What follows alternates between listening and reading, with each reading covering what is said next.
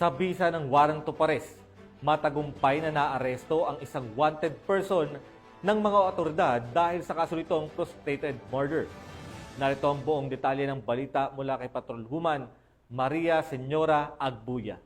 Ito ang lalaking wanted sa kasong frustrated murder sa isinagawang operasyon sa Barangay Karim, Buldon, Maguindanao del Norte noong ika-23 ng Hulyo taong kasalukuyan.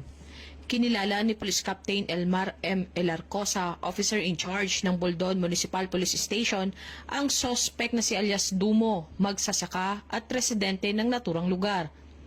Naging matagumpay ang pagkakaresto kay alias Dumo sa ikinasang operasyon ng mga otoridad ng Buldon Municipal Police Station, katuwang ang 3rd Maneuver Platoon, 1st Provincial Mobile Force Company, Maguindanao del Norte, sa bisa ng warrant of arrest sa kasong frustrated murder na may 200,000 piso na inirekomendang piyansa.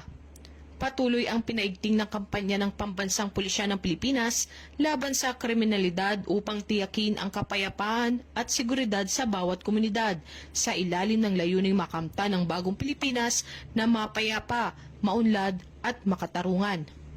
Mula rito sa rehiyon ng Bangsamoro, ako ang inyong Police News Network Correspondent, Patrolwoman Maria Senyora Agbuya, alagad ng batas, tagataguyod ng Balitang Pulis.